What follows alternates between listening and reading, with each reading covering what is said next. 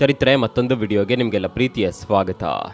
DVG ಅವರು ತನ್ನ ಮಂಕುತಿಮ್ಮನ ಕಗ್ಗದಲ್ಲಿ ಹೀಗೆ ಹೇಳ್ತಾರೆ: ಮುತ್ತಿರುವುದು ಭೂಮಿಯನ್ನ ದುರ್ದೈವ, ಮೃತ್ಯು ಕುಣಿಯುತ್ತಲಿಹನು ಕೇಕೆ ಹಾಕುತ್ತಲಿ, ಸುತ್ತಿಪುದು ತಲೆಯನಾನು ದಿನದ ಲೋಕದ ವಾರ್ತೆ, ಎತ್ತಲಿದಕ್ಕೆಲ್ಲ ಕಡೆ ಮಂಕುತಿಮ್ಮ. ಹೌದು, ಮನುಕುಲದ ಅಸ್ತಿತ್ವ ಇರುವವರೆಗೆ ಸಾವಿಗೆ ಸಾವಿಲ್ಲ. ಈ ಸಾವು ಸಹಜವಾದರೆ ಅದನ್ನ ಭಾರವಾದ ಮನಸ್ಸಿನೊಂದಿಗೆ ಸ್ವೀಕರಿಸಬಹುದು. ಆದರೆ ಅದೊಂದು ವಿಧ್ವಂಸಕ ಹೇಯ ಕೃತ್ಯವಾದರೆ ಅದು ಎಂದಿಗೂ ಕ್ಷಮಿಸುವಂಥದ್ದಲ್ಲ. ಇಂತಹ ಒಂದು ಕ್ರೂರ ಕೃತ್ಯದ ಬಗ್ಗೆ ನಾವು ನೋಡೋಣ. ಇದು 19 ವರ್ಷಗಳ ಹಿಂದಿನ ಘಟನೆ. ಅಂದರೆ 2006 ಜನವರಿ 24 ಮಂಗಳವಾರ, ಸಮಯ 10 ಗಂಟೆ. ಕೇರಳ ರಾಜ್ಯದ ಕೊಲ್ಲಂ ಜಿಲ್ಲೆಯ ಅಂಜಲ್ ಗ್ರಾಮದ ಸರಕಾರಿ ಆಸ್ಪತ್ರೆಯ ಪ್ರಸೂತಿ ವಾರ್ಡ್. ಇಲ್ಲಿ ಹೆರಿಗೆ ನೋವಿನಿಂದ ಮಹಿಳೆ ಹಾಸಿಗೆಯ ಮೇಲೆ ಮಲಗಿದ್ದರೆ ಹೊರಗೆ ಆ ಮಹಿಳೆಯ ತಾಯಿ ಶಾಂತಮ್ಮ ದೇವರ ಮುಂದೆ ನಿಂತಿದ್ದಾಳೆ. ಹೆರಿಗೆ ಸುಸೂತ್ರವಾಗಿ ಆಗಲೆಂದು ಮನಸ್ಸಿನಲ್ಲಿಯೇ ಬೇಡಿಕೊಳ್ತಾ ಇದ್ದಾಳೆ. ಬಹುಶಃ ದೇವರು ನಿಜವಾಗಿಯೂ ಇದ್ದಾನೆಯೇನೋ. ಯಾಕಂದರೆ ಆ ತಾಯಿಗೆ ಇಮ್ಮಡಿ ಸಂತೋಷವಾಗುವ ವರವು ಪ್ರಾಪ್ತವಾಗುತ್ತದೆ. ಹೌದು, ಆ ಶಾಂತಮ್ಮಳ ಮಗಳು ರಂಜನಿ ಅವಳಿ ಮಕ್ಕಳಿಗೆ ಜನ್ಮ ನೀಡ್ತಾಳೆ. ಆ ಮುದ್ದು ಮಕ್ಕಳ ತಂದೆ ರಂಜನಿ ಗಂಡ ದಿವಿಲ್ ಕುಮಾರ್. ಈತ ಪಂಜಾಬ್ನ ಪಠಾನ್ಕೋಟ್ ಆರ್ಮಿ ಕ್ಯಾಂಪ್ನಲ್ಲಿ ಕೆಲಸ ಮಾಡ್ತಾ ಇದ್ದ. ಆತನಿಗೂ ಈ ಶುಭ ಸುದ್ದಿಯನ್ನ ತಲುಪಿಸಲಾಗುತ್ತದೆ. ಸುದ್ದಿ ಕೇಳಿದ ದಿವಿಲ್ ಕುಮಾರ್ ಕೂಡ ಸಂತೋಷದಿಂದ ಬೀಗುತ್ತಾನೆ. ಇತ್ತ ಕಡೆ ಕೇರಳದಲ್ಲಿ ರಂಜನಿಯ ಸಂಬಂಧಿಕರು, ಆಪ್ತರು, ಬಂಧು ಮಿತ್ರರು ಬಂದು ಮುದ್ದಾದ ಮಕ್ಕಳನ್ನ ಕಂಡು ಆಶೀರ್ವದಿಸಿ ಶುಭಾಶಯಗಳನ್ನ ಕೋರುತ್ತಾರೆ. ಆದರೆ ಇಲ್ಲಿ ನಗುವ ಮನಸ್ಸುಗಳ ಮುಂದೆ ದುರದೃಷ್ಟದ ಯಮಪಾಶವು ಹಿಂದೆಯೇ ಇದೆ ಎಂಬುದು ಯಾರಿಗೂ ತಿಳಿಯಲೇ ಇಲ್ಲ. ಹೌದು, ಇಲ್ಲಿಂದ ಮುಂದೆ ನಡೆದದ್ದು ಮಾತ್ರ ಯಾರೂ ಊಹಿಸಲಾಗದ ಘನಘೋರ ಕೃತ್ಯಗಳು. ಅಂದು 2006 ಫೆಬ್ರವರಿ 10 ಅವಳಿ ಮಕ್ಕಳ ಅಜ್ಜಿ ಶಾಂತಮ್ಮಳು ತನ್ನ ಮೊಮ್ಮಕ್ಕಳ ಜನನ ಪ್ರಮಾಣ ಪತ್ರವನ್ನ ತೆಗೆದುಕೊಳ್ಳಲು VRO ಆಫೀಸ್ಗೆ ಹೋಗ್ತಾಳೆ. ಅದೇ ಸಂದರ್ಭದಲ್ಲಿ ರಂಜನಿಯ ಅವಳಿ ಮಕ್ಕಳನ್ನ ನೋಡಿಕೊಳ್ಳಲು ಅವಳ ಜೊತೆ ಬೇರೆ ಯಾರೂ ಇಲ್ಲ ಎಂದು ಹೇಳಿ ತನ್ನ ಪರಿಚಯದ ಮಹಿಳೆಯೊಬ್ಬಳನ್ನ ಶಾಂತಮ್ಮ ತನ್ನ ಮನೆಗೆ ಕಳಿಸಿದ್ದಳು. ಆದರೆ ಆ ಮಹಿಳೆ ಅಲ್ಲಿಗೆ ಬಂದಾಗ ಅವಳು ಅಲ್ಲಿ ಕಂಡದ್ದು ರಕ್ತದ ಮಡುವಿನಲ್ಲಿ ಬಿದ್ದಿದ್ದ ರಂಜನಿಯನ್ನ. ಅಷ್ಟೇ ಅಲ್ಲ, ಆಗ ತಾನೇ ಈ ಭೂಮಿಗೆ ಬಂದ ಪುಟ್ಟ ಕಂದಮ್ಮಗಳ ಶಿರಚ್ಛೇದನವಾದ ಆ ದೇಹವನ್ನ. ಇಂತಹ ಭೀಕರವಾದ ದೃಶ್ಯವನ್ನ ನೋಡಿದ ಆ ಮಹಿಳೆ ಭಯದಿಂದ ಜೋರಾಗಿ ಕಿರುಚಾಡತೊಡಗುತ್ತಾಳೆ. ಈಕೆಯ ಕಿರುಚಾಟವನ್ನ ಕೇಳಿದ ಸುತ್ತಮುತ್ತಲಿನ ಜನರು ಗುಂಪು ಗುಂಪಾಗಿ ಅಲ್ಲಿಗೆ ಧಾವಿಸುತ್ತಾರೆ. ಅತ್ತ ಜನನ ಪ್ರಮಾಣ ಪತ್ರ ತೆಗೆದುಕೊಳ್ಳಲು ಹೋಗಿದ್ದ ಶಾಂತಮ್ಮಳಿಗೆ ಈ ವಿಷಯ ತಿಳಿದು ಅಲ್ಲಿಗೆ ಓಡೋಡಿ ಬರುತ್ತಾಳೆ. ಮನೆಗೆ ಬಂದು ನೋಡಿದಾಗ ಆಕೆಯು ಕಂಡದ್ದು ರಕ್ತದ ಮಡುವಿನಲ್ಲಿ ಬಿದ್ದ ದೇಹಗಳನ್ನ. ಕೆಲವು ದಿನಗಳ ಹಿಂದೆಯಷ್ಟೇ ಕೊಟ್ಟಿದ್ದ ಇಮ್ಮಡಿ ಸಂತೋಷವನ್ನ ಆ ಭಗವಂತ ನಿರ್ದಾಕ್ಷಿಣ್ಯವಾಗಿ ಕಸಿದುಕೊಂಡಿದ್ದ. ಆನಂತರ ಈ ವಿಷಯವು ಪೊಲೀಸರಿಗೆ ತಿಳಿಯುತ್ತದೆ. ಜೊತೆಗೆ ಆರ್ಮಿ ಕ್ಯಾಂಪ್ನಲ್ಲಿ ಕರ್ತವ್ಯ ನಿರ್ವಹಿಸುತ್ತಿದ್ದ ದಿವಿಲ್ ಕುಮಾರ್ಗೆ ಕೂಡ ಈ ಕೆಟ್ಟ ವಾರ್ತೆಯು ತಲುಪುತ್ತದೆ. ವಿಚಾರಣೆ ವೇಳೆಯಲ್ಲಿ ರಂಜನಿಯನ್ನ ಹಾಗೂ ಆ ಪುಟ್ಟ ಎಳೆ ಕಂದಮ್ಮಗಳನ್ನ ಕೊಂದಂತಹ, ಆ ಕ್ರೂರ ಕೃತ್ಯವನ್ನ ಎಸಗಿದಂತಹ ನರರೂಪದ ರಾಕ್ಷಸ ಯಾರೆಂದು ತಿಳಿದುಕೊಳ್ಳುವುದೇ ಪೊಲೀಸರಿಗೆ ದೊಡ್ಡ ಯಕ್ಷ ಪ್ರಶ್ನೆಯಾಗುತ್ತದೆ. ಕನಿಷ್ಠ ಪಕ್ಷ ಈ ಘೋರ ಕೃತ್ಯ ಮಾಡಲು ಕಾರಣವಾದರೂ ಏನು ಎಂಬುದನ್ನು ತಿಳಿದುಕೊಳ್ಳಲು ಕೂಡ ಸಾಧ್ಯವಾಗದೆ ಹೋದರು. ಅದರಂತೆ ಪರಿಹರಿಸಲು ಆಗದೆ ಇರುವಂತಹ ಕೇಸ್ಗಳ ಪಟ್ಟಿಯಲ್ಲಿ ರಂಜನಿ ಹಾಗೂ ಆಕೆಯ ಪುಟ್ಟ ಕಂದಮ್ಮರ ಕೇಸ್ ಕೂಡ ಒಂದಾಯಿತು. ಆದರೆ ಕಾಲ ಕಳೆದಂತೆ ಈ ಪ್ರಕರಣಕ್ಕೆ ದೊಡ್ಡ ತಿರುವು ಸಿಗುತ್ತೆ. ಆ ದುರಂತ ನಡೆದು ಇಂದಿಗೆ 19 ವರ್ಷಗಳೇ ಕಳೆದಿದೆ. ಇದು 2025 ಅತ್ಯಾಧುನಿಕ ತಂತ್ರಜ್ಞಾನಗಳು ಬೆಳೆದಿರುವ ಕಾಲ. ಇದೇ ತಂತ್ರಜ್ಞಾನ 2006ರಲ್ಲಿ ನಡೆದ ರಂಜನಿ ಹಾಗೂ ಆಕೆಯ ಅವಳಿ ಮಕ್ಕಳನ್ನ ಕೊಂದ ಕೊಲೆಗಾರನನ್ನ ಹಿಡಿದುಕೊಡುತ್ತೆ. ಹೌದು, ಇಂದು ಎಲ್ಲಾ ಕ್ಷೇತ್ರದಲ್ಲೂ ಅತ್ಯಂತ ಕ್ಷಿಪ್ರವಾದ ಬೆಳವಣಿಗೆಯನ್ನ ಕಾಣುತ್ತಿರುವ AI ತಂತ್ರಜ್ಞಾನ, ಅಂದರೆ ಆರ್ಟಿಫಿಷಿಯಲ್ ಇಂಟೆಲಿಜೆನ್ಸ್. ಈ ತಂತ್ರಜ್ಞಾನದ ಮೂಲಕ ಆ ಪಾಪಿಗಳನ್ನ ಇಂದು ಕಂಡುಹಿಡಿಯಲಾಗಿದೆ. ಮನುಷ್ಯನ ಜೀವನದಲ್ಲಿ ಭರಿಸಲಾಗದ ಅತ್ಯಂತ ದೊಡ್ಡ ದುಃಖವೆಂದರೆ ಅದು ಸಾವು. ಮನುಷ್ಯನ ಸಾವು ಅನಿವಾರ್ಯವಾದರೂ ಈ ಸಾವಿನ ಅವತಾರಗಳು ಅನೇಕ. ಇದು ಒಂದು ಕುಟುಂಬಕ್ಕೆ ಸರಿ ತೂಗಲಾಗದ ನಷ್ಟವೇ. ಆದರೆ ಇಲ್ಲಿ ಸುಳಿವೆ ಸಿಗದ ಕಣ್ಮರೆಯಾಗಿದ್ದಂತಹ ಕೊಲೆಗಾರರನ್ನ ಆರ್ಟಿಫಿಷಿಯಲ್ ಇಂಟೆಲಿಜೆನ್ಸ್ ಮೂಲಕ ಕಂಡುಹಿಡಿದಿರೋದು ನಿಜಕ್ಕೂ ಸೋಜಿಗದ ಸಂಗತಿ. ಅಷ್ಟಕ್ಕೆ 2006ರ ಫೆಬ್ರವರಿಯಲ್ಲಿ ನಡೆದ ಘಟನೆಗಳಾದರೂ ಏನು, ಪೊಲೀಸರ ವಿಚಾರಣೆಯಲ್ಲಿ ಬಯಲಾದ ವಿಷಯಗಳಾದರೂ ಏನು, ಹಾಗೆಯೇ ಆ ತ್ರಿಬಲ್ ಮರ್ಡರ್ನ ಕೊಲೆಗಾರರು ಯಾರು ಮತ್ತು ಆ ಕೊಲೆಗಾರರನ್ನ ಹಿಡಿಯಲು ಇಷ್ಟು ದೀರ್ಘಕಾಲವನ್ನ ತೆಗೆದುಕೊಂಡದ್ದಾದರೂ ಯಾಕೆ? ಇಷ್ಟೊಂದು ವರ್ಷಗಳ ಕಾಲ ಆ ಕೊಲೆಗಾರರು ಎಲ್ಲಿ ತಲೆಮರೆಸಿಕೊಂಡಿದ್ದರು? ಈ ಎಲ್ಲ ಪ್ರಶ್ನೆಗಳಿಗೆ ಉತ್ತರವನ್ನ ಇವತ್ತಿನ ಸಂಚಿಕೆಯಲ್ಲಿ ನೋಡೋಣ. 2006ರಲ್ಲಿ ನಡೆದ ಪೊಲೀಸರ ವಿಚಾರಣೆಯಲ್ಲಿ ರಂಜನಿಯ ತಾಯಿ ಶಾಂತಮ್ಮ VRO ಆಫೀಸ್ಗೆ ಹೋದ ನಂತರ 25 ವರ್ಷದ ಯುವಕನೊಬ್ಬ ರಂಜನಿಯ ಮನೆಯ ಒಳಗೆ ಹೋಗುವುದನ್ನು ನಾವು ನೋಡಿದ್ದೇವೆ ಎಂಬ ವಿಷಯವನ್ನು ಅಕ್ಕಪಕ್ಕದ ಜನರು ತಿಳಿಸಿದ್ದರು. ನೋಡಲು ತೆಳ್ಳಗೆ ಮತ್ತು ಉದ್ದನೆಯ ಶರೀರವನ್ನು ಹೊಂದಿದ್ದ ಆತನು ಬೈಕ್ನಲ್ಲಿ ಅಲ್ಲಿಗೆ ಬಂದಿದ್ದನು ಎಂದು ನೆರೆಹೊರೆಯವರು ಹೇಳ್ತಾರೆ. ಆದರೆ ಆ ಯುವಕನೇ ರಂಜನಿ ಹಾಗೂ ಆಕೆಯ ಪುಟ್ಟ ಮಕ್ಕಳನ್ನ ಕೊಂದಿದ್ರೆ ಆ ಮನೆಯಿಂದ ಕಿರುಚಾಟ ಕೇಳಿಸಬೇಕಿತ್ತು. ಆದರೆ ಸುತ್ತಮುತ್ತಲಿದ್ದಂತಹ ಮನೆಗಳಿಗೆ ಅಂತಹ ಯಾವುದೇ ಗದ್ದಲಗಳು ಕೇಳಿಸೋದಿಲ್ಲ. ಅದರ ಪ್ರಕಾರ ಅಲ್ಲಿಗೆ ಬಂದಂತಹ ಆ ಯುವಕನು ರಂಜನಿಗೆ ತಿಳಿದಿರುವ ವ್ಯಕ್ತಿಯೇ ಆಗಿರಬಹುದು ಎಂಬ ಸಂಶಯ ಪೊಲೀಸರಿಗೆ ಬರುತ್ತೆ. ರಂಜನಿಯ ತಾಯಿ ಶಾಂತಮ್ಮಳನ್ನ ವಿಚಾರಿಸುತ್ತಿದ್ದಂತಹ ಪೊಲೀಸರು ಅಪರಿಚಿತ ಆ ವ್ಯಕ್ತಿಯ ಮುಖದ ಚಹರೆಗಳನ್ನ ಕೇಳುತ್ತಾ ಇರುವ ಸಂದರ್ಭದಲ್ಲಿ ಶಾಂತಮ್ಮಳ ಮುಖದಲ್ಲಿ ಆಗುತ್ತಿದ್ದ ಬದಲಾವಣೆಗಳನ್ನ ಗಮನಿಸುತ್ತಿದ್ದರು. ಆ ಯುವಕನ ಹೆಸರು ಅನಿಲ್ ಕುಮಾರ್ ಎಂದು ಶಾಂತಮ್ಮ ಪೊಲೀಸರಿಗೆ ಹೇಳ್ತಾಳೆ. ಆ ಪ್ರಕಾರ ಆ ಯುವಕನು ಶಾಂತಮ್ಮಳಿಗೆ ಮೊದಲೇ ತಿಳಿದಿತ್ತು ಎಂಬುದು ಖಚಿತವಾಗುತ್ತೆ. ಶಾಂತಮ್ಮಳು ಆ ಯುವಕನನ್ನ ಮೊದಲ ಬಾರಿಗೆ ರಂಜನಿಗೆ ಹೆರಿಗೆ ಆದ ಸಂದರ್ಭದಲ್ಲಿ ಆಸ್ಪತ್ರೆಯಲ್ಲಿ ನೋಡಿದ್ದಳು.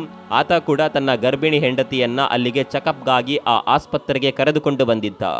ಆ ಸಂದರ್ಭದಲ್ಲಿ ಶಾಂತಮ್ಮ ಹಾಗೂ ಆ ಯುವಕ ಪರಸ್ಪರ ಮಾತನಾಡಿಕೊಂಡಿದ್ದರು. ಜೊತೆಗೆ ಮಗಳು ರಂಜನಿಗೆ ಅವಳಿ ಜವಳಿ ಮಕ್ಕಳಾಗಿರೋದ್ರ ಬಗ್ಗೆ ಆತನಲ್ಲಿ ಹೇಳಿಕೊಂಡಿದ್ದಳು. ನಂತರ ಶಾಂತಮ್ಮ ಊಟ ಮಾಡುವುದಕ್ಕಾಗಿ ಆಸ್ಪತ್ರೆಯ ಕ್ಯಾಂಟೀನ್ಗೆ ತೆರಳಿದ್ದಳು. ಆಗ ಆ ಯುವಕನು ಕೂಡ ಶಾಂತಮ್ಮನ ಬಳಿಗೆ ಬಂದು ಮಾತನಾಡುತ್ತಾ ನನಗೆ ತಂದೆ ತಾಯಿ ಯಾರೂ ಇಲ್ಲ ಎಂದು ಹೇಳಿದ್ದ. ಜೊತೆಗೆ ತನ್ನ ಗರ್ಭಿಣಿ ಹೆಂಡತಿಯನ್ನ ಯಾವ ರೀತಿಯಾಗಿ ನೋಡಿಕೊಳ್ಳಬೇಕು, ಯಾವ ರೀತಿಯಾಗಿ ಆರೈಕೆ ಮಾಡಬೇಕು ಎಂಬ ಹಲವಾರು ಸಲಹೆಗಳನ್ನ ಶಾಂತಮ್ಮನ ಬಳಿ ಕೇಳಿ ತಿಳಿದುಕೊಂಡಿದ್ದ. ಅಂತೆಯೇ ರಂಜನಿಯ ಡಿಸ್ಚಾರ್ಜ್ ಬಗ್ಗೆ ಕೂಡ ಶಾಂತಮ್ಮನ ಜೊತೆ ಕೇಳಿ ತಿಳಿದುಕೊಂಡಿದ್ದ ಅನಿಲ್ ಆ ದಿನ ಸಂಜೆ ಅವರಿಗಾಗಿ ಬಾಡಿಗೆಯ ಆಟೋದ ವ್ಯವಸ್ಥೆಯನ್ನ ಕೂಡ ಆತನೇ ಮಾಡಿದ್ದ. ಸೊ ಇಷ್ಟರ ಮಟ್ಟಿನ ಪರಿಚಯ ಮಾತ್ರ ಶಾಂತಮ್ಮಳಿಗೆ ಆ ಯುವಕನ ಜೊತೆ ಬೆಳೆದಿರುತ್ತದೆ. ಇದೆಲ್ಲ ಆಗಿ ಸರಿಯಾಗಿ 17 ದಿನ ಆಗಿರುತ್ತೆ ಅಷ್ಟೇ. ಅಷ್ಟರಲ್ಲಿ ತ್ರಿವಳಿ ಕೊಲೆಯ ದುರ್ಘಟನೆ ನಡೆದು ಹೋಗಿತ್ತು. ಹಾಗಾದರೆ ಈ ಅನಿಲ್ ಕುಮಾರ್ ಎಂಬ ಯುವಕನಿಗೆ ರಂಜನಿ ಹಾಗೂ ಅವಳ ಮಕ್ಕಳನ್ನ ಕೊಲ್ಲುವ ಉದ್ದೇಶವಾದರೂ ಏನಿತ್ತು ಎಂಬ ಪ್ರಶ್ನೆ ಪೊಲೀಸರಿಗೆ ಅನುಮಾನಾಸ್ಪದವಾಗಿಯೇ ಉಳಿಯುತ್ತದೆ. ಅಷ್ಟೇ ಅಲ್ಲದೆ ಆತನ ಸುಳಿವೆ ಪೊಲೀಸರಿಗೆ ಸಿಗದೆ ಹೋಗುತ್ತೆ. ಆನಂತರ ಶಾಂತಮ್ಮ ಹೇಳಿದ ಪ್ರಕಾರ ಅನಿಲ್ ಕುಮಾರ್ನ ಮುಖಚಹರೆಯನ್ನ ಪೊಲೀಸರು ಸ್ಕೆಚ್ ಮಾಡಿಸ್ತಾರೆ. ಈ ಮೂಲಕ ಆತನ ಹುಡುಕಾಟವು ಪ್ರಾರಂಭವಾಗುತ್ತದೆ. ಆ ಸಂದರ್ಭದಲ್ಲಿ ಆತನು ಅದೇ ಏರಿಯಾದ ಒಂದು ಚಹಾದ ಅಂಗಡಿಗೆ ಆಗಾಗ ಚಹಾ ಕುಡಿಯಲು ಬಂದು ಹೋಗುವುದು ಮಾಡ್ತಾ ಇದ್ದನು ಎಂಬ ಮಾಹಿತಿ ಸಿಗುತ್ತದೆ. ರಂಜನಿ ಮತ್ತು ಆಕೆಯ ಮಕ್ಕಳು ಕೊಲೆಯಾದ ದಿವಸ ಕೂಡ ಆತ ಬೈಕ್ನಲ್ಲಿ ಅದೇ ಪ್ರದೇಶದಲ್ಲಿ ಓಡಾಡುತ್ತಿದ್ದನು ಎಂಬ ಮಾಹಿತಿಯು ಪೊಲೀಸರ ತನಿಖೆಯಿಂದ ತಿಳಿದು ಬರುತ್ತದೆ.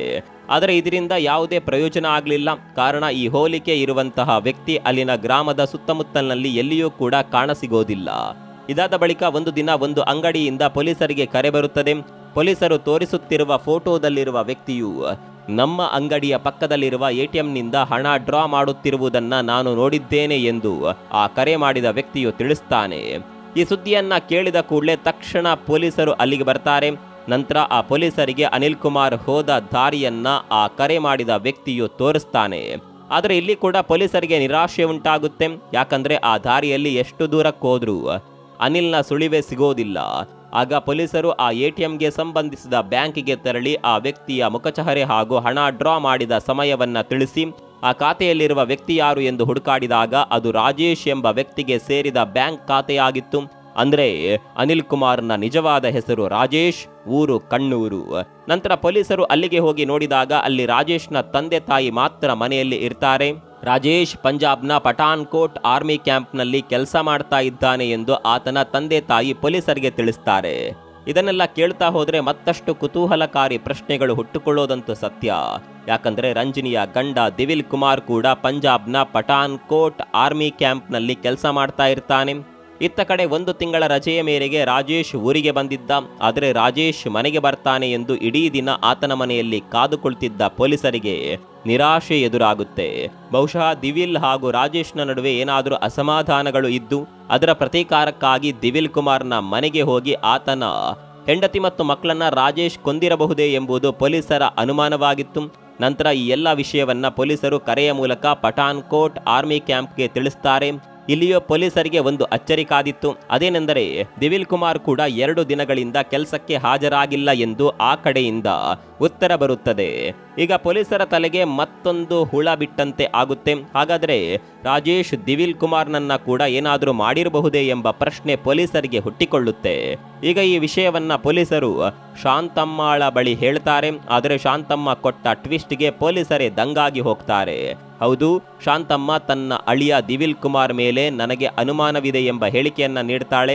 ನನ್ನ ಮಗಳು ರಂಜಿನಿ ಮತ್ತು ಮೊಮ್ಮಕ್ಕಳ ಕೊಲೆಯನ್ನ ನನ್ನ ಅಳಿಯನೇ ಮಾಡಿರಬೇಕು ಅಂತ ಶಾಂತಮ್ಮ ಕಡ್ಡಿ ಮುರಿದಂತೆ ಪೊಲೀಸರ ಮುಂದೆ ಹೇಳ್ತಾಳೆ. ಸ್ನೇಹಿತರೆ, ಈ ಕಥೆಯನ್ನ ನೋಡ್ತಾ ಹೋದ್ರೆ ನಿಮ್ಮ ತಲೆಗೂ ಹುಳ ಬಿಟ್ಟಂತೆ ಆಗುತ್ತಿರುವುದಂತೂ ಖಂಡಿತ. ಆದರೆ ಈ ಕತೆಗೂ ಒಂದು ಫ್ಲಾಶ್ ಬ್ಯಾಕ್ ಇದೆ. ಅದೇನೆಂದರೆ ರಂಜಿನಿ ಹಾಗೂ ದಿವಿಲ್ ಕುಮಾರ್ ಒಬ್ಬರನ್ನೊಬ್ಬರು ಪ್ರೀತಿಸ್ತಿರ್ತಾರೆ. ಪ್ರೀತಿಯಲ್ಲಿ ಬಿದ್ದ ಈ ಜೋಡಿಗಳು ಕಾರ್ ಬೈಕ್ನಲ್ಲಿ ಇಡೀ ಊರನ್ನೇ ಸುತ್ತಾಡುತ್ತಿದ್ದರು. ಅಷ್ಟೇ ಅಲ್ಲ, ಪ್ರೀತಿಯ ಬಲೆಯಲ್ಲಿ ಬಿದ್ದ ಇವರ ನಡುವೆ ದೈಹಿಕ ಸಂಪರ್ಕ ಕೂಡ ಏರ್ಪಟ್ಟಿತ್ತು. ಹೀಗಾಗಿ ರಂಜಿನಿ ಗರ್ಭಿಣಿ ಆಗ್ತಾಳೆ. ಆದರೆ ಶಾಂತಮ್ಮಾಳಿಗೆ ಈ ವಿಷಯಗಳು ತಿಳಿದಿರೋದಿಲ್ಲ. ಆನಂತರ ಮಗಳ ಮೂಲಕ ಎಲ್ಲ ವಿಷಯವನ್ನ ತಿಳಿದುಕೊಂಡ ಶಾಂತಮ್ಮಾಳು ಪಠಾನ್ಕೋಟ್ ಆರ್ಮಿಯಲ್ಲಿರುವ ದಿವಿಲ್ ಕುಮಾರ್ಗೆ ಫೋನ್ ಮಾಡಿ ತನ್ನ ಮಗಳನ್ನ ಮದುವೆಯಾಗುವಂತೆ ಕೇಳಿಕೊಳ್ತಾಳೆ. ಮೊದಲಿಗೆ ದಿವಿಲ್ ಕುಮಾರ್ ಇದನ್ನೆಲ್ಲ ಒಪ್ಪಿದನಾದರೂ ನಂತರದ ದಿನಗಳಲ್ಲಿ ರಜೆ ಇಲ್ಲವೆಂದು, ಬೇರೆ ಕಡೆಗೆ ವರ್ಗಾವಣೆಯಾಗುತ್ತದೆ ಎಂದು, ಹೀಗೆ ಏನಾದರೂ ಒಂದು ಕಾರಣವನ್ನ ಹೇಳುತ್ತಾ ವಿವಾಹ ಪ್ರಸ್ತಾಪವನ್ನ ಮುಂದೂಡುತ್ತಿರುತ್ತಾನೆ. ಆದರೆ ರಂಜಿನಿಗೆ 4 ತಿಂಗಳು ತುಂಬಿದ ಸಂದರ್ಭದಲ್ಲಿ ದಿವಿಲ್ ಶಾಂತಮ್ಮಾಳಿಗೆ ಫೋನ್ ಮಾಡಿ ರಂಜಿನಿ ಗರ್ಭಿಣಿಯಾಗಲು ನಾನು ಕಾರಣನಲ್ಲ ಎಂಬ ಮಾತನ್ನ ಹೇಳಿಬಿಡ್ತಾನೆ. ಆತನ ಮಾತನ್ನ ಕೇಳಿದ ತಾಯಿ ಮಗಳು ಇಬ್ರು ದುಃಖದಿಂದ ಕುಸಿದು ಬೀಳ್ತಾರೆ. ಅಷ್ಟೇ ಅಲ್ಲದೆ ನಾನು ಯಾವುದೇ ಕಾರಣಕ್ಕೂ ರಂಜನಿಯನ್ನ ವಿವಾಹವಾಗುವುದಿಲ್ಲ ಎಂಬುದಾಗಿ ದಿವಿಲ್ ಹೇಳ್ತಾನೆ. ಆಗ ಶಾಂತಮ್ಮ ಹಾಗೂ ರಂಜನಿ ಪೊಲೀಸರ ಮೊರೆ ಹೋಗಿದ್ದರು. ಪೊಲೀಸರು ದಿವಿಲ್ಗೆ ಫೋನ್ನಲ್ಲಿಯೇ ರಂಜಿನಿಯನ್ನ ಮದುವೆಯಾಗದಿದ್ದರೆ ನಿನ್ನನ್ನು ಅರೆಸ್ಟ್ ಮಾಡುವುದಾಗಿಯೂ, ಅಷ್ಟೇ ಅಲ್ಲ DNA ಟೆಸ್ಟ್ ಮಾಡಿಸಿದ್ರೆ ಅಸಲಿ ಸತ್ಯ ಹೊರಬರುವುದಾಗಿಯೂ ಎಚ್ಚರಿಕೆಯನ್ನ ನೀಡ್ತಾರೆ. ಈಗ ಭಯಭೀತನಾದ ದಿವಿಲ್ ಕುಮಾರ್ ಶಾಂತಮ್ಮ ಹಾಗೂ ರಂಜಿನಿಯ ಬಳಿ ಕ್ಷಮೆಯಾಚಿಸಿ 2 ತಿಂಗಳ ಒಳಗೆ ಮದುವೆ ಆಗ್ತೇನೆ ಎಂಬುದಾಗಿ ಮಾತು ಕೊಡ್ತಾನೆ. ಆದರೆ ದಿನಗಳು ಮಾತ್ರವಲ್ಲ, ವಾರಗಳು ಉರುಳಿದ್ರೂ ಕೂಡ ಆತನ ಸುಳಿವೇ ಇರೋದಿಲ್ಲ. ರಂಜಿನಿಯ ಹೆರಿಗೆಯ ಸಮಯ ಹತ್ತಿರ ಬರ್ತಾ ಇತ್ತು. ಆದರೆ ಅವಳ ವಿವಾಹ ಮಾತ್ರ ಹಾಗೆ ಉಳಿದಿತ್ತು. ಈ ವಿಷಯ ಬದಿಗಿಟ್ಟು ರಂಜಿನಿ ಹಾಗೂ ಆಕೆಯ ಪುಟ್ಟ ಮಕ್ಕಳ ಹತ್ಯೆಯ ವಿಷಯ ನೋಡೋದಾದ್ರೆ ಈ ಹತ್ಯೆಯ ದಿನವೂ ಕೂಡ ದಿವಿಲ್ನ ಸುಳಿವೇ ಇರೋದಿಲ್ಲ. ರಾಜೇಶ್ ಹಾಗೂ ದಿವಿಲ್ ಕುಮಾರ್ ಒಂದೇ ಕಡೆ ಕೆಲಸ ಮಾಡುತ್ತಿದ್ದರು. ಸೊ ಇವರಿರುವರ ಉಪಾಯದಂತೆ ರಂಜಿನಿ ಹಾಗೂ ಆಕೆಯ ಮಕ್ಕಳನ್ನ ಕೊಂದಿರಬೇಕು ಎಂಬುದು ಶಾಂತಮ್ಮಾಳಿಗೆ ಅರ್ಥವಾಗಿತ್ತು. ಆದರೆ ದಿವಿಲ್ ಕುಮಾರ್ನ ವಿಷಯ ಮೊದಲೇ ತಿಳಿಸಿದ್ದರೆ ಆತನನ್ನ ತಕ್ಷಣವೇ ನಾವು ವಿಚಾರಣೆಗೆ ಒಳಪಡಿಸುತ್ತಿದ್ದೆವು ಅಂತ ಪೊಲೀಸರು ಶಾಂತಮ್ಮಾಳ ಮೇಲೆ ಸಿಟ್ಟಾಗ್ತಾರೆ. ಆನಂತರ ತಕ್ಷಣವೇ ಈ ವಿಷಯವನ್ನ ಪಂಜಾಬಿಗೆ ತಲುಪಿಸಲಾಯಿತು. ಆದರೆ ಕಾಲ ಮಿಂಚಿ ಹೋಗಿತ್ತು. ಅಷ್ಟೊತ್ತಿಗಾಗಲೇ ರಾಜೇಶ್ ಹಾಗೂ ದಿವಿಲ್ ಕುಮಾರ್ ಪಠಾನ್ಕೋಟ್ ಆರ್ಮಿ ಕ್ಯಾಂಪ್ನಿಂದ ಕಣ್ಮರೆಯಾಗಿದ್ದರು. ತಿಂಗಳುಗಳು ವರ್ಷಗಳೇ ಕಳೆದರೂ ಅವರಿಬ್ಬರ ಸುಳಿವು ಮಾತ್ರ ಸಿಗಲೇ ಇಲ್ಲ. ಮುಂದೆ ಶಾಂತಮ್ಮನ ಒತ್ತಾಯದಂತೆ ಈ ಕೇಸನ್ನ CBIಗೆ ವರ್ಗಾಯಿಸಲಾಯಿತು. ತದನಂತರ CBIನ ಹಲವಾರು ತಂಡಗಳು ಗುಜರಾತ್, ಮಹಾರಾಷ್ಟ್ರ, ಆಂಧ್ರಪ್ರದೇಶ ಹಾಗೂ ಕರ್ನಾಟಕ ರಾಜ್ಯವನ್ನ ಸೇರಿದಂತೆ ಹಲವಾರು ರಾಜ್ಯಗಳಲ್ಲಿ ಅವರಿಬ್ಬರ ಪತ್ತೆಗಾಗಿ ತನಿಖೆಯನ್ನ ನಡೆಸಲಾಗುತ್ತೆ. ಇದರ ಮಧ್ಯೆ ಕೆಲವು ಮಂದಿ ರಾಜೇಶ್ ಹಾಗೂ ದಿವಿಲ್ ಕುಮಾರ್ನನ್ನ ಅಲ್ಲಿ ನೋಡಿದೆವು, ಇಲ್ಲಿ ನೋಡಿದೆವು ಎಂಬೆಲ್ಲ ಮಾಹಿತಿಗಳನ್ನ ಕೊಡುವುದು. ತಕ್ಷಣವೇ CBI ಪೊಲೀಸರು ಅಲ್ಲಿಗೆ ದೌಡಾಯಿಸುವುದು. ಆದರೆ ಅವರಿಬ್ಬರು ಅಲ್ಲಿ ಸಿಗದೆ ವಾಪಸ್ ಬರುವುದು ಇದೇ ಒಂದು ದಿನಚರಿಯಂತೆ ನಿತ್ಯ ನಡೆಯುತ್ತಿತ್ತು. ಇಬ್ಬರು ಒಂದಷ್ಟು ದಿನಗಳ ಕಾಲ ಒಂದೊಂದು ರಾಜ್ಯದಲ್ಲಿ ಬೀಡು ಬಿಡುತ್ತಾ ಪೊಲೀಸರಿಗೆ ಅನುಮಾನ ಬರುವ ಮೊದಲು ಆ ರಾಜ್ಯವನ್ನ ಬಿಟ್ಟು ಅಲ್ಲಿಂದ ಪರಾರಿಯಾಗೋದು CBI ಪೊಲೀಸರಿಗೆ ಅರ್ಥವಾಗ್ತಾ ಇತ್ತು. ಇದರ ಸಲುವಾಗಿ ಅವರಿಬ್ಬರ ಮೇಲೆ ಲುಕೌಟ್ ನೋಟಿಸ್ ಅನ್ನ ಜಾರಿ ಮಾಡ್ತಾರೆ. CBI ಕೂಡ ಕೊಲೆಗಾರರ ಫೋಟೋಗಳನ್ನ ಜೋಡಿಸುತ್ತಾ ಅವರಿಬ್ಬರು ಯಾವುದೇ ಕಾರಣಕ್ಕೂ ಈ ದೇಶವನ್ನ ಬಿಟ್ಟು ಹೊರಗೆ ಹೋಗದಂತೆ ಜಾಗೃತಿ ವಹಿಸ್ತಾರೆ. ಇವರಿಗಾಗಿ ವಾಯುಮಾರ್ಗ, ಜಲಮಾರ್ಗ ಹಾಗೂ ನೌಕಾ ಮಾರ್ಗಗಳಲ್ಲಿ ಹದ್ದಿನ ಕಣ್ಣಿಟ್ಟಿರ್ತಾರೆ. ಇಷ್ಟಾದರೂ ಕೂಡ CBI ಕೈಗೆ ಅವರು ಸಿಗುವುದೇ ಇಲ್ಲ. ಇದೇ ರೀತಿಯಾಗಿ ಒಂದಲ್ಲ ಎರಡಲ್ಲ ಬರೋಬ್ಬರಿ 19 ವರ್ಷಗಳೇ ಕಳೆದು ಹೋದವು. ಆದರೆ ಶಾಂತಮ್ಮ ಮಾತ್ರ ತನ್ನ ಪ್ರಯತ್ನವನ್ನ ಬಿಡದೆ ಮತ್ತೆ ಕೋರ್ಟ್ನ ಮೊರೆ ಹೋಗ್ತಾನೆ ಇದ್ಲು. ಆಕೆಯ ಹಠ CBIಯನ್ನ ಕೂಡ ನಿದ್ದೆಗೆಡಿಸುವಂತೆ ಮಾಡಿತು. ಪ್ರಸ್ತುತ 2025ರ ಪರ್ವಕಾಲ. ಇಲ್ಲಿ AI ತಂತ್ರಜ್ಞಾನವು ಬಹಳ ಮುಂಚೂಣಿಯಲ್ಲಿದೆ. ಹಾಗಾಗಿ ಈ ತಂತ್ರಜ್ಞಾನದ ಮೂಲಕ ಈ ಕೇಸನ್ನ ಬಗೆಹರಿಸುವ ಪ್ರಯತ್ನಕ್ಕೆ CBI ಅಧಿಕಾರಿಗಳು ಕಾಲಿಡ್ತಾರೆ. ಇದರಿಂದ ಅಂದಿನ ಆ ಕೊಲೆಗಾರರು ದೇಶದಲ್ಲಿಯೇ ಇದ್ದಾರೆ ಎಂಬುದು ಖಚಿತವಾಗುತ್ತೆ. ಅವರಿಬ್ಬರು ಎಲ್ಲೋ ಒಂದು ಕಡೆ ಸಾಧಾರಣವಾದ ಜೀವನವನ್ನ ನಡೆಸುತ್ತಿದ್ದಾರೆ ಎಂಬ ವಿಷಯವನ್ನ CBI ಊಹಿಸಿತ್ತು. ಅಷ್ಟೇ ಅಲ್ಲ, ಎಲ್ಲೋ ಒಂದು ಮೂಲೆಯಲ್ಲಿ ಅವರಿಬ್ಬರ ಫೋಟೋಗಳು ಸಾಮಾಜಿಕ ಜಾಲತಾಣದಲ್ಲಿ ಹರಿದಾಡುತ್ತಿದೆ ಎಂಬುದನ್ನ ಕೂಡ ಮನಗಂಡಿದ್ದರು. ಆದರೆ ಅಷ್ಟು ಸಾವಿರಾರು ಫೋಟೋಗಳಲ್ಲಿ ಅವರಿಬ್ಬರನ್ನ ಕಂಡುಹಿಡಿಯುವುದು ಸಮುದ್ರದ ಗರ್ಭದಲ್ಲಿ ಹಾಕಿದ ಗುಂಡು ಸೂಜಿಯನ್ನ ಹುಡುಕುವಷ್ಟೇ ಕಠಿಣವಾಗಿತ್ತು. ಹಾಗಾಗಿ CBI ಆರ್ಟಿಫಿಷಿಯಲ್ ಇಂಟೆಲಿಜೆನ್ಸ್ ಅನ್ನ ಬಳಸಿಕೊಳ್ಳುತ್ತೆ. ರಾಜೇಶ್ ಹಾಗೂ ದಿವಿಲ್ ಕುಮಾರ್ ಹೆಸರುಗಳ ಜೊತೆಗೆ ಅವರ ಹಳೆಯ ಫೋಟೋಗಳನ್ನು ಎಐಗೆ ಇನ್ಸರ್ಟ್ ಮಾಡ್ತಾರೆ. ಈ ಎಐ ಇಡೀ ಅಂತರ್ಜಾಲವನ್ನೇ ಜಾಲಾಡಿ ಆ ಫೋಟೋಗಳಿಗೆ ಬಹಳ ಸಮೀಪ ಹೋಲಿಕೆಯಾಗುವ ಮತ್ತಷ್ಟು ಫೋಟೋಗಳನ್ನು ಹುಡುಕಿ ತೆಗೆಯುತ್ತದೆ. ಹಾಗೆಯೇ ಒಂದು ಫೇಸ್ಬುಕ್ ಪೇಜ್ನಲ್ಲಿ ರಾಜೇಶ್ ಹಾಗೂ ದಿವಿಲ್ ಕುಮಾರ್ ಮದುವೆಯ ಫೋಟೋಗಳು ಕಾಣಿಸಿಕೊಳ್ಳುತ್ತದೆ. ಎಐ ತಂತ್ರಜ್ಞಾನದಿಂದ ಈ ಎಲ್ಲ ಹುಡುಕಾಟಗಳು ಕೆಲವೇ ಗಂಟೆಗಳಲ್ಲಿ ಮುಗಿದು ಹೋಗಿತ್ತು.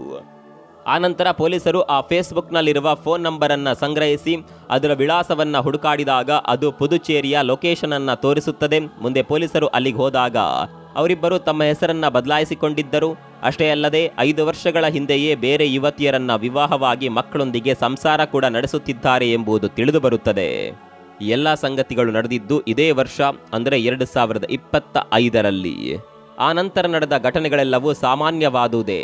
ಅವರಿಬ್ಬರನ್ನ ಪೊಲೀಸರು ಬಂಧಿಸ್ತಾರೆ. ಜೊತೆಗೆ ಅವರಿಬ್ಬರು ರಂಜನಿ ಹಾಗೂ ಆ ಪುಟ್ಟ ಮಕ್ಕಳನ್ನ ತಾವೇ ಉಪಾಯ ಹೂಡಿ ಕೊಲೆ ಮಾಡಿರೋದಾಗಿ ಒಪ್ಪಿಕೊಳ್ತಾರೆ. ಇಲ್ಲಿ ದಿವಿಲ್ ಕುಮಾರ್ ರಂಜನಿಯ ಜೊತೆ ಪ್ರೀತಿಯ ನಾಟಕವಾಡಿ ದೈಹಿಕ ಸಂಪರ್ಕಕ್ಕಾಗಿ ಆಕೆಯೊಂದಿಗೆ ಓಡಾಡುತ್ತಿದ್ದ. ತನಗೆ ಬೇಕು ಎಂದು ಅನಿಸಿದಾಗಲೆಲ್ಲ ತನ್ನ ದೇಹದ ದಾಹವನ್ನ ಅವಳೊಂದಿಗೆ ತೀರಿಸುತ್ತಿದ್ದ. ಅವಳನ್ನ ವಿವಾಹವಾಗಿ ಸಂಸಾರವನ್ನ ನಡೆಸುವಂತಹ ಯಾವುದೇ ಉದ್ದೇಶವೂ ಅವನಿಗೆ ಇರಲಿಲ್ಲ. ದಿವಿಲ್ ಕುಮಾರ್ನ ಕಾಮದ ತೀಟೆಯಿಂದ ರಂಜಿನಿ ಗರ್ಭವತಿ ಆಗ್ತಾಳೆ. ಅನಂತರ ಪೊಲೀಸರ ಎಚ್ಚರಿಕೆಯಿಂದ ಹಾಗೂ DNA ಟೆಸ್ಟ್ನಿಂದ ತನ್ನ ಅಸಲಿ ಬಣ್ಣವು ಎಲ್ಲಿ ಬಯಲಾಗುತ್ತದೆ ಎಂದು ಭಯಭೀತನಾಗಿದ್ದ. ಇದರಿಂದಾಗಿ ತನ್ನ ಆರ್ಮಿ ಕೆಲಸಕ್ಕೂ ಮೋಸ ಮಾಡಿ ಅಲ್ಲಿಂದ ಓಡಿ ಹೋಗ್ತಾನೆ. ಅಷ್ಟೇ ಅಲ್ಲ, ರಂಜಿನಿ ಮತ್ತು ಆ ಪುಟ್ಟ ಮಕ್ಕಳನ್ನ ಕೊಲೆ ಮಾಡುವ ನಿಟ್ಟಿನಲ್ಲಿ ತನ್ನ ಸ್ನೇಹಿತ ರಾಜೇಶನಿಗೆ ಹಣದ ಆಮಿಷ ತೋರಿಸಿ ಆ ದುಷ್ಕೃತ್ಯಕ್ಕೆ ಒಪ್ಪಿಸಿದ್ದ. ಆ ಮೂಲಕ ಪುಟ್ಟ ಕಂದಮ್ಮಗಳ ಹಾಗೂ ಆ ಮುಗ್ಧ ರಂಜಿನಿಯ ಉಸಿರನ್ನೇ ನಿಲ್ಲಿಸಿ ಬಿಟ್ಟಿದ್ದನು ಆ ಪಾಪಿ. ಸ್ನೇಹಿತರೆ, ಶ್ರೀಕೃಷ್ಣ ಪರಮಾತ್ಮ ಭಗವದ್ಗೀತೆಯಲ್ಲಿ ಹೀಗೆ ಹೇಳುತ್ತಾರೆ, ಯಾರ ಪಾಪವನ್ನ ನಾವು ತೆಗೆದುಕೊಳ್ಳಲಾಗುವುದಿಲ್ಲ ಹಾಗೂ ಇನ್ನೊಬ್ಬರ ಪುಣ್ಯ ನಮಗೆ ಸಿಗುವುದಿಲ್ಲ. ನಾವು ಏನು ಅನುಭವಿಸುತ್ತೇವೆಯೋ ಅದು ನಾವು ಮಾಡಿದ ಕರ್ಮಫಲ. ಕರ್ಮ ಎಂಬುದು ಯಾವತ್ತಿಗೂ ಯಾರನ್ನೂ ಬಿಡುವುದಿಲ್ಲ ಎಂಬುದಕ್ಕೆ 19 ವರ್ಷಗಳ ಹಿಂದೆ ನಡೆದ ಈ ಘೋರ ಕೃತ್ಯಕ್ಕೆ ಇಂದು ಸಿಕ್ಕಿದ ನ್ಯಾಯವೇ ಸಾಕ್ಷಿ.